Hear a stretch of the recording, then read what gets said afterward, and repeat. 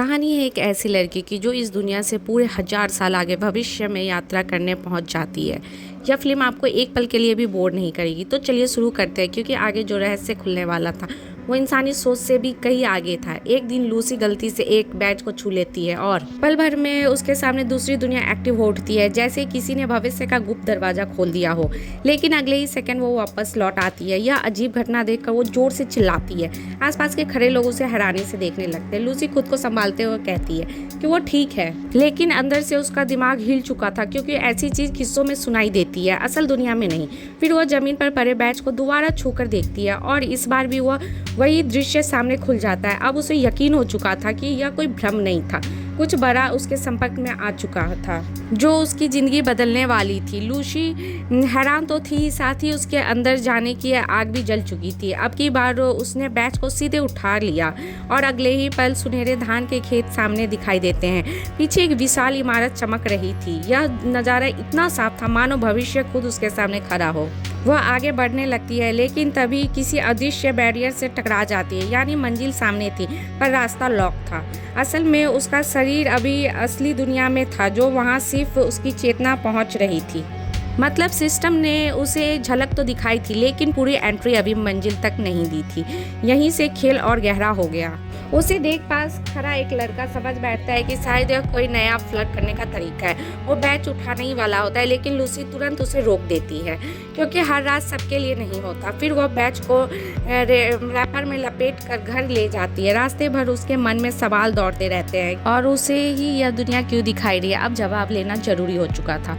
घर पहुंचते लूसी सोचती है कि अपने पिता को भी यह अनुभव कराएगी, लेकिन जैसे ही उसके पिता बैच छूते हैं कुछ भी नहीं होता। तभी उसे समझ आया कि यह चुनाव खास था। लूसी खुद फिर बैच को हाथ में ले लेती है और एक बार फिर उसी रहस्यमय दुनिया में पहुंच जाती है। लेकिन इस बार महसूस होता है कि वह तेजी से आगे बढ़ रही है, जैसे कोई अनदेखी सिस्टम उसे पहचान चुकी हो और मंजिल की तरफ खींच रही हो। उसके पिता को लगता है बेटी मजाक कर रही है और गुस्से में आकर बैच अपने पास रख लेता है। लेकिन लूसी इतनी आसानी से रुकने वाली नहीं थी। अब उसके भीतर सवाल नहीं, जीत आ चुकी थी। रात को जब पिता सो रहे थे, वो चुपके से कमरे में जाती है और बैच उठा लेती है। जैसे ही वह उसे छूती है, वह उसी सुनहरी दुनिया में पहुंच जाती है। अब वह बिना समय गंवाए सीधे इमारत की ओर कदम बढ़ाती है, लेकिन फिर वही अदृश्य वॉल उसको रोक देती है। अब लूसी समझ चुकी थी। तभी उसके दिमाग में एक उपाय आता है। वह दिशा तय कर साइकिल पे सवार हो जाती है और उसी ओर चल पड़ती है जहां इमारत थी। अब वो सच जाने बिना लौटने वाली नहीं थी, क्योंकि कुछ रहस्य पीछे नहीं छोड़ते। एक खुले मैदान में पहुंच जाती है जहां वहां कोई बाधा नहीं थी। वह दोबारा बैच निकालती है और इस बार सीधे इमारत के भीतर पहुंच जाती है। अब असली दुनिया सामने थी। उसके सामने भविष्य की टेक्नोलॉजी से भरा शहर था, जहां बिना ट्रैक दौड़ रही ट्रेन थी, रॉकेट खुद वापस उतर रहे थे और मानो देखने वाला स्विमिंग पूल भी थे। यानी इंसान अभी इतना आगे सोचता था। लूसी रोमांच से भर उठती है। वह फौरन एक ट्रेन में चढ़ जाती है और बाद में रॉकेट लॉन्च पैड की ओर आगे बढ़ती है। उसे हर चीज अपनी आंखों से देखनी थी, क्योंकि ऐसा मौका बार बार नहीं मिलता। वह रॉकेट में चढ़ने ही वाली थी कि उसके पैरों में भारीपन आने लगा था। बैच के पीछे काउंटडाउन भी शुरू हो चुका था। यह जीत में आगे बढ़ रही थी, लेकिन समय अब खत्म हो चुका था। अचानक वो वापस असली दुनिया में खिंचा जाती है। घर पहुंचते वो इंटरनेट पर खोज शुरू करती है ताकि इस बैच का सच जान सके, और तभी उससे एक बड़ा सुराग मिलता है जिससे अगला रहस्य खुलने वाला था। उसे पता चलता है कि एक जनरल स्टोर ऐसा बैच इकट्ठा कर रही है। वह तुरंत वहां पहुंच जाती है, क्योंकि अब जवाब उसी जगह मिलने वाला था और खेल अभी बाकी था। स्टोर की मालकिन को इस बैच के बारे में पूरी जानकारी थी। वो बताती है कि यह टमारो वर्ल्ड का पास है और इसे सिर्फ चुने हुए लोग ही इस्तेमाल कर सकते हैं, यानी हर हाथ इस दुनिया को छू नहीं सकती। अब लूसी की अहमियत बढ़ चुकी थी, लेकिन अब लूसी कहती है कि उसे पता नहीं बैच किसने दिया। मालकिन नाराज हो जाती है और उसे लगता है कि कोई बड़ा सच छुपाया जा रहा है और माहौल अचानक बदल जाता है। वह खिलौना जैसे गन निकाल कर धमकाने लगती है। पहले लूसी इसे मजाक समझती है, लेकिन अगले ही पल उसके चेहरे का रंग उतर जाता है, क्योंकि खतरा अब सामने खड़ा था और रास्ता बंद लग रहा था। तभी खिड़की से एक मेटल बॉल अंदर आ जाता है। मालकिन तुरंत खतरा पहचान लेती है, लेकिन बहुत देर हो चुकी थी। कुछ सेकंड में सब खत्म हो सकता था और मौत कमरे में दाखिल हो चुकी थी। तभी एक लड़की खिड़की तोड़कर अंदर आती है और लूसी से कहती है तुरंत बाहर निकलो वरना लेजर के किरणों उसे खत्म कर देगी। लेकिन लूसी का हाथ बेंच पर जाम हो चुका था। अब समय उससे तेज भाग रहा था। नई लड़की उसका हाथ पकड़ी थी और आखिरी सेकंड में उसे बाहर खींच लेती है। इसके बाद दोनों मिलकर स्टोर मालिक से भिड़ जाती है। छोटी दिखने वाली वह लड़की बेहद ताकतवर थी और पल में सबको गिरा देती है। लेकिन तभी सच सामने आता है कि स्टोर मालकिन इंसान नहीं रोबोट थी। यह देखकर लूसी दंग रह जाती है। अब उसे समझ आने लगा था कि यह खेल इंसान से कई बड़ा है। दोनों कार में बैठकर वहां से निकलती है। उसी ने चुपचाप लूसी को बेच दिया था, यानी यह मुलाकात पहले से तय था। लेकिन जैसे ही लूसी को पता चलता है कि यह अर्थीना भी एक रोबोट है, वो घबरा जाती है। गाड़ी रोककर वो वहां से भाग निकलती है। अब भरोसा फिर टूट चुका था। अर्थीना उसका पीछा करने लगती है, लेकिन तभी वह एक कार से टकरा जाती है। ड्राइवर डरकर उसकी ओर भागता है। तभी दूसरी लड़की कार लेकर निकल जाती है और हालात फिर बदल जाते हैं। लेकिन टकराई हुई अर्थीना अचानक उठ बैठती है, जैसे उसे कुछ हुआ ही ना हो। अब उसकी रफ्तार इंसानों जैसी नहीं लग रही थी। रियल मिरर में उसे भागते देखा तो लूसी की आंखें हैरानी से फटी रह जाती है। फिर अचानक वह लड़की तूफानी रफ्तार से गाड़ी के बोनेट पर आ गिरी। लूसी के हाथ पैर फूल गए और उसने ब्रेक पर पूरी ताकत से पैर मार दी। झटके से पूरी कार हिल उठी और वह लड़की सीधे सामने की सीट से टकराई। लेकिन अगले ही पल उसने चाबी मोड़कर तोड़ डाली और दरवाजा का लॉक भी ऐसे जाम किया जैसे निकलना नामुमकिन हो। अब लूसी के पास भागने का कोई रास्ता नहीं बचा था। उसे वही करना था जो वो रहस्यमयी लड़की चाहती थी। जब उसने देखा कि वह उसे चोट नहीं पहुंचा रही, तब वो उसने खुद को संभाला और सांसों पर काबू पाया।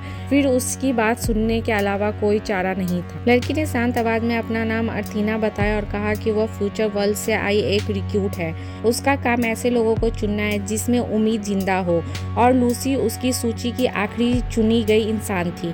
यानी अब आने वाला कल की डोर उसके हाथों में थी।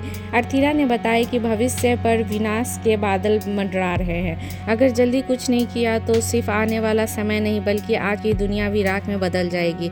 अब मामला कल्पना नहीं बल्कि सच बन चुका था। लेकिन फ्यूचर वर्ल्ड तक लौटना इतना आसान नहीं था। उन्हें पहले फ्रैंक को ढूंढना जरूरी था। वह अकेले इंसान था जो वहां पहुंचने का रास्ता जानता था। दोनों तुरंत फ्रैंक के घर जा पहुंचे, लेकिन उसने दरवाजा खोलने से साफ इनकार कर दिया, चाहे कितना भी गुहार लगाई गई। लूसी मायूस होकर बाहर घूमने लगी। तभी उसकी नजर चारों तरफ लगे रिसीवर पर गई और उसी पल उसके दिमाग में एक खतरनाक तरीका आया। पास खड़ी टूटी गाड़ी देखकर उसने योजना बना ली। कुछ देर बाद फ्रैंक ने देखा एक जलती हुई कार उसके घर की तरफ बढ़ रही है। वह तुरंत फायर एक्सटिंग्विशर लेकर बाहर भागा, लेकिन असली चाल तो पीछे से चली जा चुकी थी। जैसे ही फ्रैंक आग बुझाने में उलझा, लूसी चुपके से घर के अंदर दाखिल हो गई। वो सीधे कंट्रोल रूम तक पहुंची, जहां स्क्रीन पर दुनिया की तबाही चमक रही थी और सामने काउंटडाउन मशीन रखी थी। तभी फ्रैंक सीक्रेट रास्ते से बाहर से आया और बिना झिझक सच बता दिया, दुनिया सिर्फ 60 दिनों में खत्म होने वाली है। अब कुछ भी कर लो, फर्क नहीं पड़ेगा। लेकिन लूसी हार मानने वाले में से नहीं थी। उसने कहा, किस्मत लिखी नहीं जाती, बनाई जाती है। उसी पल स्क्रीन पर 100% से 90% हो गया। फ्रैंक कुछ सेकंड के लिए हैरान हो गया। क्या सच में यह लड़की सब बदल सकती है? अब उम्मीद की पहली किरण जाग चुकी थी। फिर अथीना के साथ तीनों फ्रैंक के सीक्रेट बेस पहुंचे। वहां एक टेबल पॉट रखा था। उसे चालू करते ही लूसी को चक्कर आने लगे और होश खुला तो वो खुद को पेरिस में पाती है। अब सफर इतिहास बदलने वाला था। आईफल टावर के भीतर 4 वैज्ञानिक मिले जिन्होंने फ्यूचर वर्ल्ड से संपर्क बनाया था। उन्होंने एक स्विच दबाया और पूरा आईफिल टावर 2 हिस्सों में खुल गया। नीचे से एक विशाल रॉकेट आसमान की तरफ उठ खड़ा हुआ। लूसी, अर्थीना और फ्रैंक तुरंत उसमें चढ़ गए। रॉकेट बादलों को चीरते हुए ऊपर निकल गया। एक ऊंचाई पर पहुंचकर उसका बूस्टर अलग हो गया और कैप्सूल उल्टी दिशा में घूम गई। अब वापसी का हर रास्ता पीछे छूट चुका था। फिर कैप्सूल तेजी रफ्तार से पृथ्वी की ओर लौटा और स्पेस टाइम बैरियर को चकनाचूर कर गया। अब वो फ्यूचर वर्ल्ड में पहुंच चुके थे, लेकिन यहाँ हर तरफ सन्नाटा और बर्बादी पसरी थी। तभी कुछ फ्लाइंग व्हीकल्स आए और उन्हें डेविड के पास ले गए, जो कि इस दुनिया का गवर्नर था। फ्रैंक ने बताया कि लूसी दुनिया बचा सकी है, लेकिन असली चेहरा अब भी पर्दे में था। डेविड उन्हें टाइम मशीन टावर ले गया, जहाँ क्वांटम टेक्नोलॉजी से अतीत और भविष्य देखा जा सकता था। लूसी ने अपना पुराना अक्स देखा, फिर युद्ध, न्यूक्लियर धमाके और बातें देखी। लूसी ने पूछा, अगर सब जानते थे तो लोगों को बचाया क्यों नहीं गया? डेविड बोला, इंसान अपनी तबाही खुद चुनते हैं, हम सिर्फ काबिल लोगों को अपनाते हैं, बाकी दुनिया को उसके हाल पर छोड़ दिया गया। लूसी को यह सोच भीतर तक चुभ गई। तभी उसने देखा कि दृश्य कुछ पलों के लिए बदल गया है। उसे समझ आया कि यह मशीन भविष्य नहीं दिखा रही बल्कि डर फैलाकर इंसानों को खत्म कर रही है, यानी असली जहर ये टावर था। तीनों वापस डेविड के पास पहुंचे, लेकिन उसे कोई फर्क नहीं पड़ा। फ्रैंक समझ गया कि पूरी साजिश उसी की थी। उसने बिना देर किए डेविड पर हमला कर दिया और फिर आखिरकार जंग शुरू हो गई। अथीना रोबोट से भिड़ गई जब लूसी ने बम फेंक दिया। धमाके में सारे रोबोट उड़ गए। डेविड भी इमारत से नीचे दब गया। अब खेल पूरी तरह पलट चुका था। तभी अथीना ने देखा कि फ्रैंक को गोली लगी है। अब वो उसके सामने आकर खुद ढाल बन गई। फ्रैंक उससे बचाना चाहता था, लेकिन उसका कोर बुरी तरीके से टूट चुका था। अब आखिरी फैसला लेना जरूरी था। पूरा टावर उड़ाने के लिए आत्मविस्फोट जरूरी था। फ्रैंक ने भारी दिल से उसे ऊपर उड़ाया और फिर नीचे गिरा दिया।